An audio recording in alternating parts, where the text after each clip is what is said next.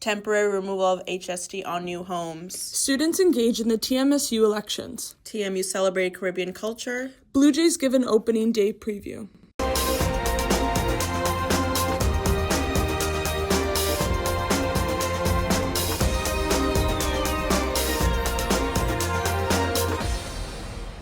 Good afternoon. Thanks for joining us today. I'm Andrew Pollock. And I'm Mia DePanfilo. The Government of Ontario is planning a major tax break aimed at boosting housing. The measure applies to homes valued up to $1 million, with buyers eligible for rebates of up to $130,000. Premier Doug Ford announced the province will temporarily remove HST on new homes for 1 year. The plan is designed to make home ownership more affordable and kickstart construction across the province. The government estimates the move could lead to 8,000 new units and support more than 20,000 jobs. The rebate will take effect April 1st and be included in the upcoming provincial budget. 10 years after the Truth and Reconciliation Commission's calls to action, TMU is reflecting on its progress while committing to continued change. The first 10 Next 10 poster series highlights growth in Indigenous education, student support, and campus spaces. Moving forward, the university aims to expand these efforts and strengthen reconciliation across campus. Students went to the polls last week in the Toronto Metropolitan Students' Union 2026 general election. 12 candidates ran for executive positions in the election that followed 2 that were voided in 2025 due to the evidence of interference and a high number of complaints. Results from the election have not been released yet, as outstanding complaints are being reviewed. OTR reporter Gabriel Hilty looks at student engagement. Undergraduate students at TMU were able to vote in person or online through the university portal, but verified data from recent elections shows that few actually vote. When OTR visited the private in-person polling station 2 hours into voting on the first day, no students had signed in to vote. An OTR estimate found turnout in the fall 2025 by-election was around 7.4%. Low participation is nothing new to TMU. Verified data from recent elections shows that few actually vote. Turnout has been below 10% since 2023. We have to understand how student unions, as we currently know them, came about. So a lot of them got their independence from the universities around the mid-20th century.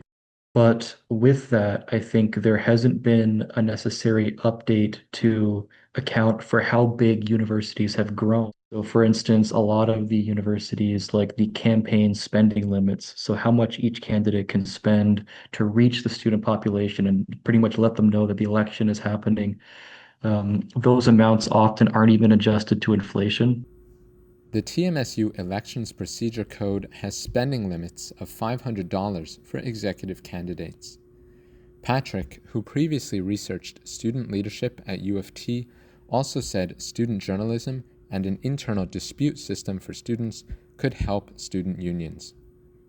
The other thing that student unions often forget is the need to have a good culture of participation, not just in student politics itself, but the extracurricular activities, the social events on campus. Like if the extracurricular activities that the student union regulates are suffering, then the students are just not going to have that sense of care for each other. They might just say, okay, it's just a company that gives me health insurance, that's it. Whereas, democracy is a learned practice. While the Elections Procedures Code says unofficial results should be announced within 48 hours of voting, the union said in an email that results are being held until complaints and appeals are resolved. At a Monday board meeting, union directors said an election report will come out before the April 9th annual general meeting. For OTR News, I'm Gabriel Hilty. A Toronto man who died rescuing a mother and child from a house fire in 2021 will be honored with the Star of Courage. Matthew Zaidwal re-entered a burning home to save others, losing his life in the process. His family will receive the award in Ottawa today, recognizing his extraordinary bravery. Toronto Metropolitan University celebrated Caribbean culture last week through Carnival Connects Plus. bringing epic vibes to campus. OTR reporter Saba Iqbal looks at how the celebration connects beyond campus.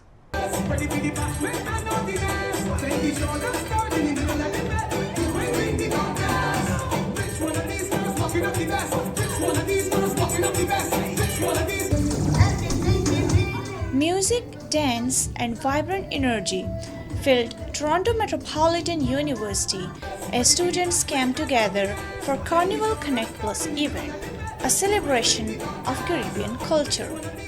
The celebration was not only a learning opportunity. Today we're trying to celebrate a day of Caribbean pride, a day of Caribbean celebration here at TMU. For TMU, this is a celebration of Caribbean culture. This is a day of inclusion. This is important when you look at EDI, equity, diversity, and inclusion in all respects. And we want to, also hold those 450 Caribbean students' hand here on campus and tell them we see you. We're happy for you. We're rooting for you. Push through your studies and know that all is well, and we want to share our culture with the entire campus community. Events like Carnival Connect Plus are helping to build a more inclusive and connected campus where students can celebrate different cultures together. Like, we always know the Caribbean's filled with colors, filled with music, filled with vibes. So it's honestly just really like a connection with like all the different islands. So it's been very live. It's good to know that there's community. It's good to know that there's people just like you. You're not alone, because that can be something that we as students feel, especially moving from like different islands, different countries. We want to feel like we have our people with us. Organizers say the goal is to celebrate diversity and bring students together through culture. Because you gotta represent and for people to feel heard and everything. Like, it's a community, and once you're here with each other, you find people, you meet people. In a multicultural society, Caribbean culture extends far beyond campus. You always feel a sense of solidarity. When you're around your own people, your own culture, that is the greatest feeling. When you're with your people, it's always, mind you, I love diversity, I love every person, but it's just something special about being around your own.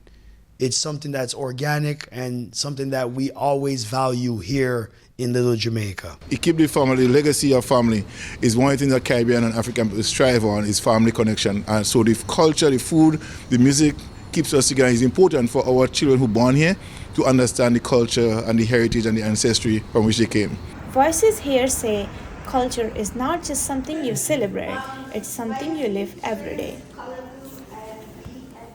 From Carnival Connect Plus at TMU to Little Jamaica, Caribbean culture is alive at Toronto, showing how Toronto is diverse, vibrant, and multicultural is. Reporting for On the Record News, I'm Saba Iqbal. It's been an exciting week in entertainment with more still to come. Let's hear a bit more about it from Julia, who's got all the information you need. Thanks, Manrup and Mia. Here's what's new in entertainment this week. In film, Project Hail Mary has dominated the global box office as the largest movie debut of the year and a record for Amazon MGM, with over $140.9 million grossed globally. The big-budget sci-fi epic stars Canadian actor Ryan Gosling, who also worked as a producer on the film. Directed by Phil Lord and Chris Miller, the film reportedly cost $200 million to make. Ryan Gosling plays a former molecular biologist who wakes up on a spaceship with no memory as to how he got there. He soon realizes he needs to figure out a solution to stop the sun from dying out in order to save the Earth from extinction. Both critics and audiences alike are coming out with rave reviews. The film is certified fresh on Rotten Tomatoes by critics with a 94% rating and a 4.2 out of 5 by users on Letterboxd. The film continues to climb at the box office, and it doesn't look like it'll be slowing down anytime soon. In music, the 2026 Juno Awards are set to take place this Sunday in Hamilton, Ontario, hosted by actor and comedian Mae Martin. This year's ceremony also brings some changes, setting it apart from previous years. The Junos have introduced a new category this year with Latin Music Recording of the Year. The Canadian Academy of Recording Arts and Sciences have also announced a new role for Rap Album/EP of the Year and Rap Single of the Year, requiring vocalists to be Canadian citizens or permanent residents. Tate McRae and Justin Bieber are leading nominees, with 6 nominations each, including Song, Album, and Artist of the Year. The weekend is also a competitor in these 3 categories, so it's sure to be a tight race and an even more exciting night. Be sure to tune in at 8 p.m. Eastern Time to see all your Canadian favorites going head-to-head. In pop culture, the long-awaited Hannah Montana 20th Anniversary Special dropped on Disney Plus and Hulu on March 24th. Fans got to revisit the iconic television show through line reads, cast reunions, original music like The Climb, and even some cameos from artists and actors like Selena Gomez, who played Hannah's on-screen rival, and Chappell Roan. Bringing audiences back into a recreation of the Stewart's Malibu house, the special gave all the Disney Channel kids some heavy nostalgia, where we were reminded, you can laugh and cry, but everyone knows you'll always find your way back home. That's all for entertainment this week. Back to you in the studio. Toronto is one step closer to hosting the World Cup. The City of Toronto, alongside Maple Leaf Sports and Entertainment, has completed major upgrades to Toronto Stadium at Exhibition Place ahead of the FIFA World Cup 2026. The venue will host 6 matches, including group stage and knockout games. Upgrades include expanded seating for up to 45,000 fans, a new pitch, upgraded player facilities, and improved broadcast infrastructure. The project cost nearly $158 million from funding from both the city and the MLSC. The improvements will not only support the tournament, but leave a lasting legacy for future events in Toronto. There's a lot to get into in the world of sports right now. With plenty happening both here at home and internationally, Miguel Mabalay joins us for the details. Leg 1 of the UEFA Women's Champions League quarterfinals kicked off Tuesday with Wolfsburg beating Lyon 1-0 and Arsenal taking down Chelsea 3-1. On Wednesday, Real Madrid is up against Barcelona and Manchester United will face Bayern Munich. Those results set the stage for Leg 2, which begins on April 1st, with aggregate scores deciding who moves on to the semifinals. Meanwhile, the UEFA Men's Champions League finalized its quarterfinal matchups last week, following the conclusion of the regular season. Real Madrid will face Bayern Munich, Sporting CP takes on Arsenal, Barcelona kicks off against Atletico Madrid, and Paris Saint-Germain faces Liverpool. The first leg of those matchups is scheduled for April 7th and 8th. Over on the American College hardcourt, March Madness continues, with the Sweet 16 tipping off Thursday. In the West, 11th-seeded Texas still remains in the tournament and is set to face 2nd-seeded Purdue on Thursday. Over in the East, top-seeded Duke will take on St. John's on Friday. 12 other teams will also be in the action across Thursday and Friday, all competing for a spot in the Elite Eight. In the NHL, the Toronto Maple Leafs defeated the Boston Bruins Tuesday night, winning 4-2, outshooting the Bruins 34-20.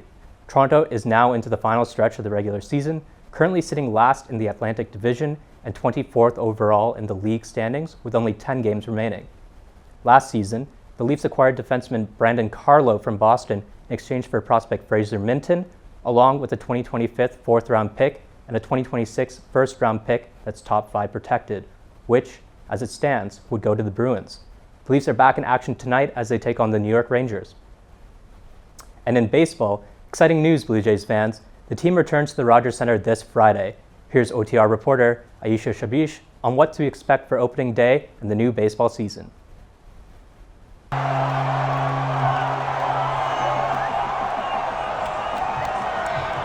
After a heartbreaking Game 7 loss in the 2025 World Series, the Blue Jays are looking to bounce back and chase redemption on opening day. I think we're going to see more of that this year.